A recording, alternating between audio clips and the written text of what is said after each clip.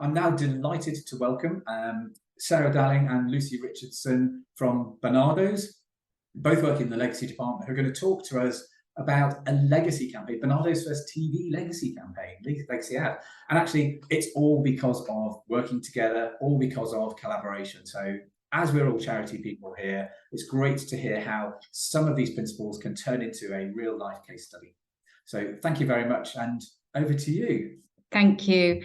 Yep, it's a pleasure to be invited to talk to you all today. It's been great hearing some of the presentations that have gone before us, as well as a hard act to follow for the last one as well. But yep, today we're going to talk about how collaboration enabled us to successfully launch our first ever legacy TV campaign at Barnardo's. So I'm the Senior Legacy Marketing Manager. As I say, at Barnardo's, I've been at the organisation for 4.5 years, and I'll let Lucy introduce herself. Thanks, Sarah. Hi, everyone. I'm Lucy. I'm the Legacy Marketing Manager at Barnardo's, and I've been at the charity for just over a year now. Thanks, Lucy.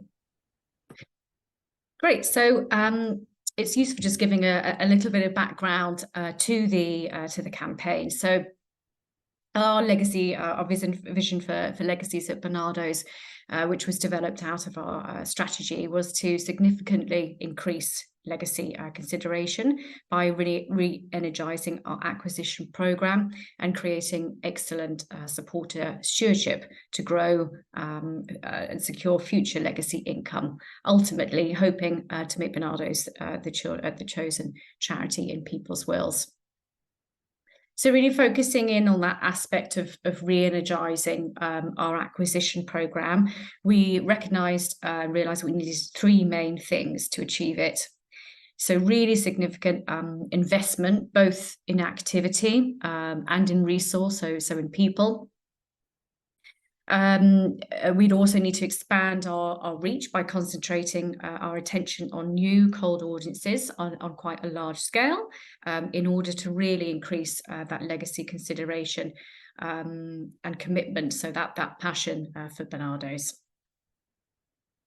And lastly, we knew that we would really need not just the support of our fundraising colleagues and in that department, but the whole organisation to really support and get behind and make that vision a reality.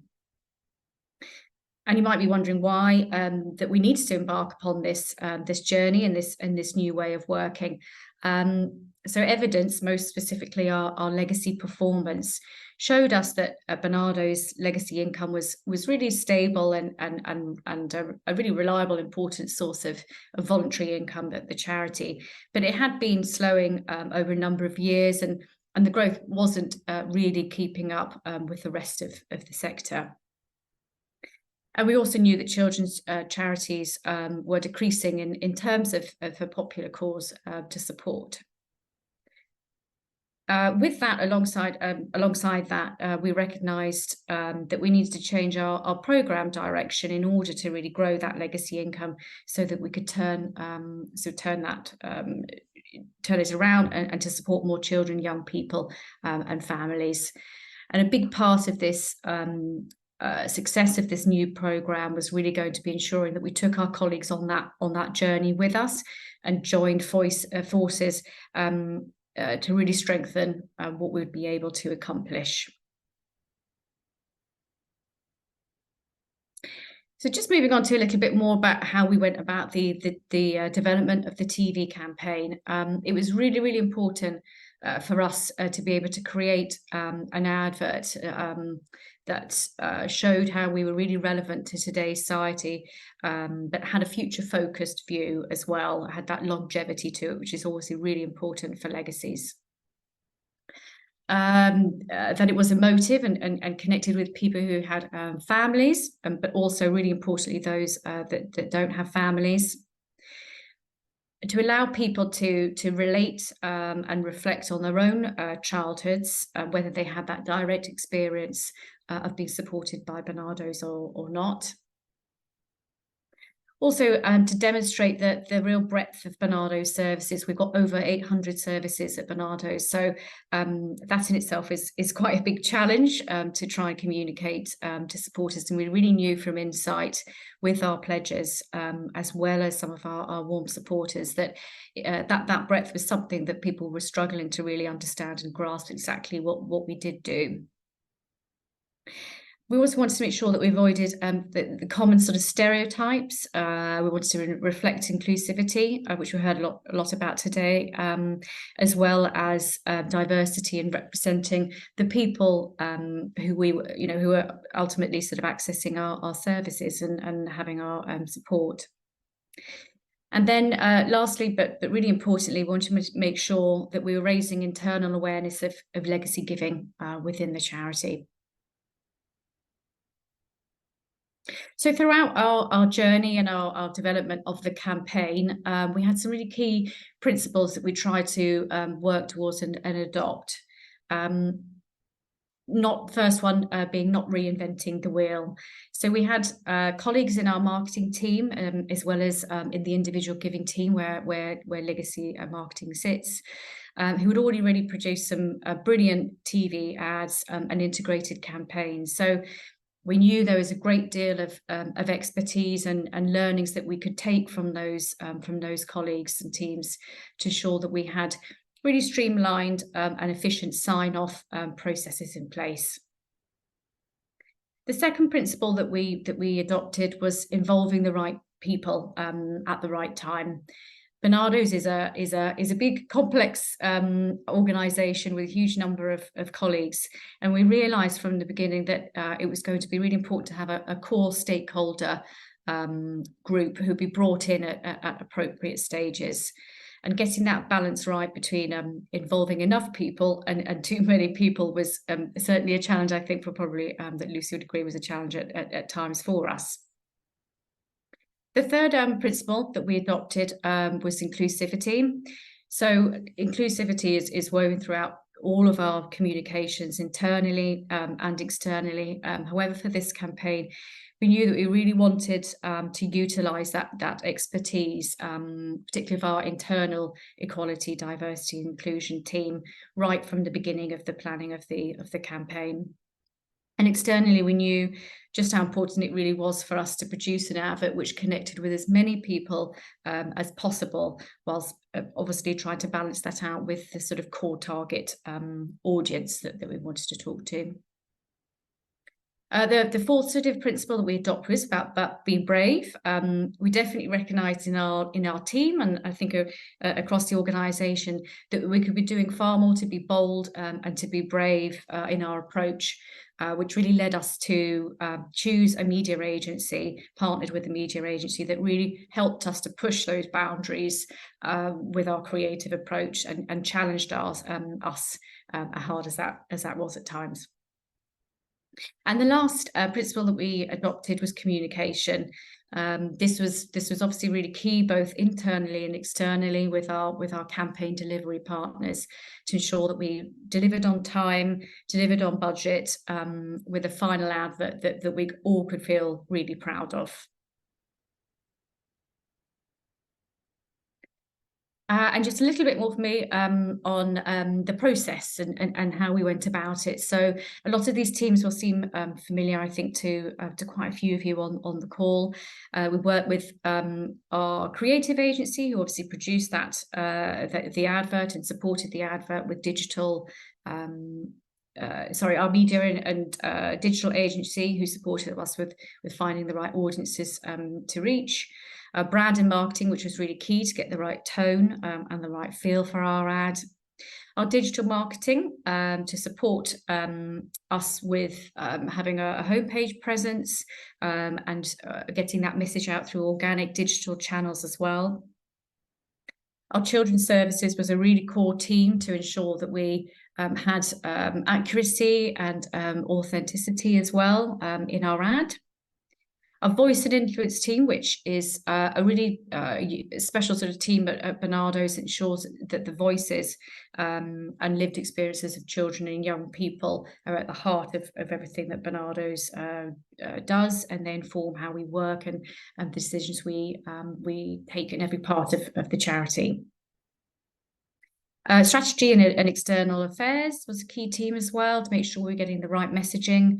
I mentioned our equality, diversity, inclusion team, to make sure that we had that accurate representation and an advert that spoke to as many people as possible. Our retail team, we're lucky to have over 600 shops across the UK, and we knew that high street presence was going to be really vital in helping us to support our campaign. And last but not least, our CEO, who was obviously really important for that sign off and visibility, but also really helped us to get buy-in and all colleagues supporting internally. It's crucial as part of this process to have regular feedback, approval and sign off periods in that creative delivery schedule, as well as keeping our colleagues up to date with the progress of the campaign through sort of directorate meetings and individual sort of team meetings as well. And our internal comms team really helped. They were invaluable in sort of warming up teams in advance of our go live date, to ensure that colleagues were really fully aware of what was happening and when.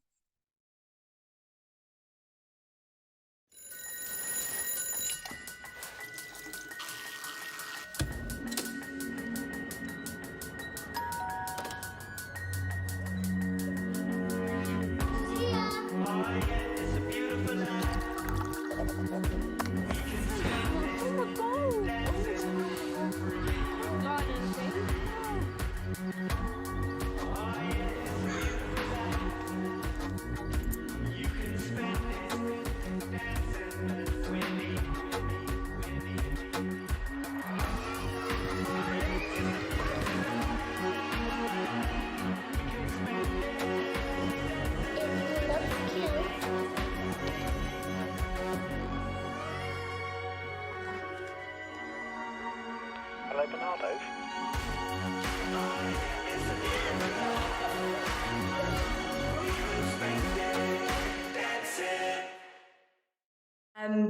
So I'm going to talk about some of the successes and learnings of the campaign. So our first success was creating a really authentic TV campaign by collaborating with teams across Barnardo's.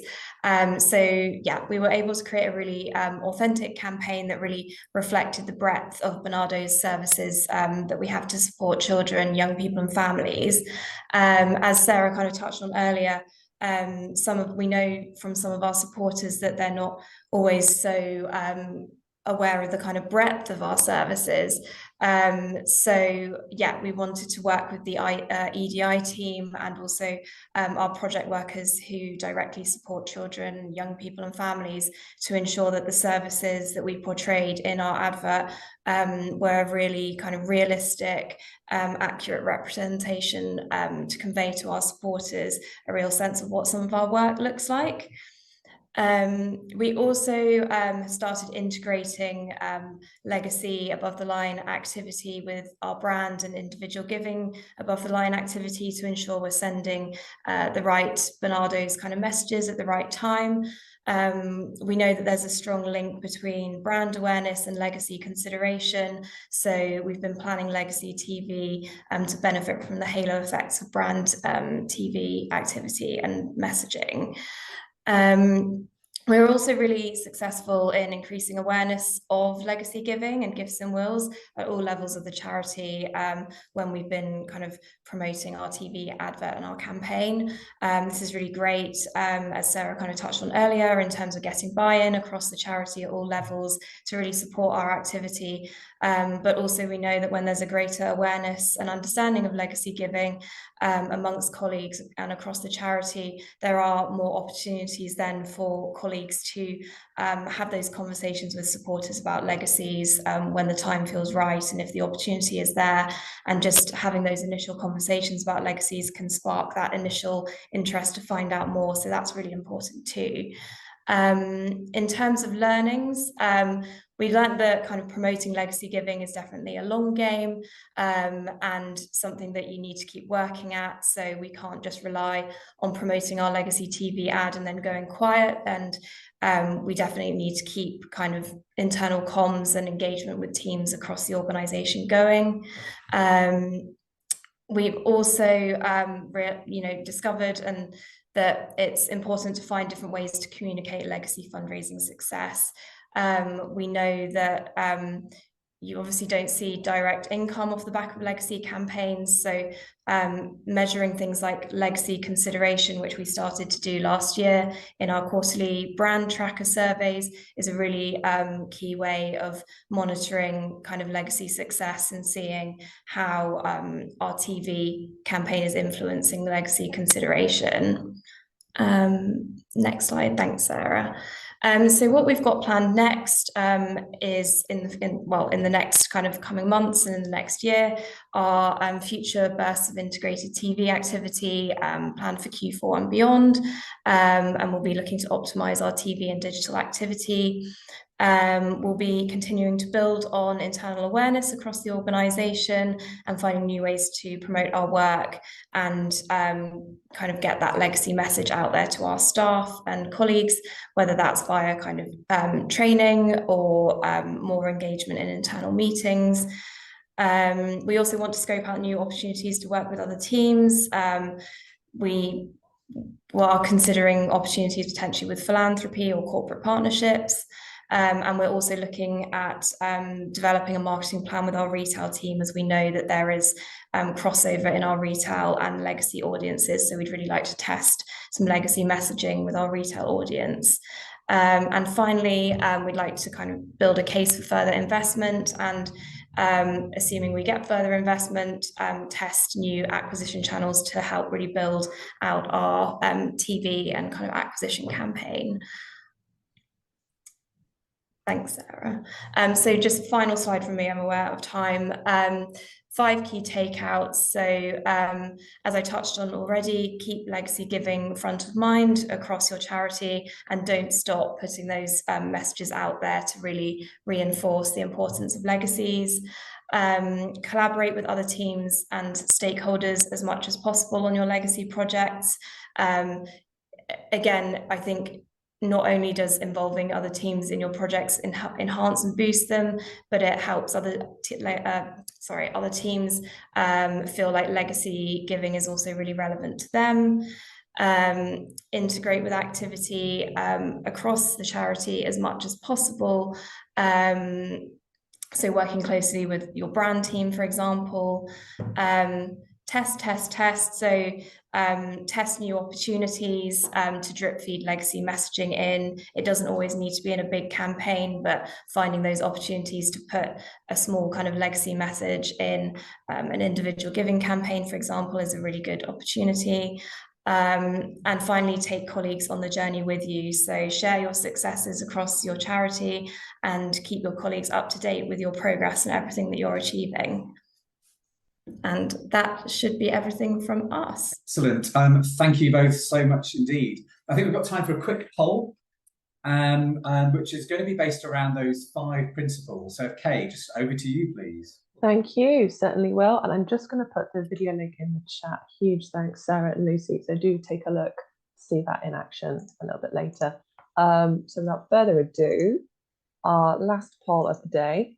There we are. And as Richard said, this is about those key principles we just heard about. So just getting a temperature check of who's in the room on which one of these 5 is the most important for you. Just super quick, your opinions.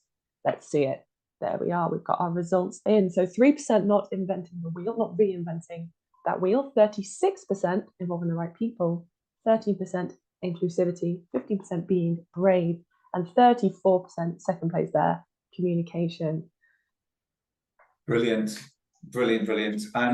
Thank you both so much. Are you okay if we've got some questions? Well, we've got a question, but if we do those offline with you both?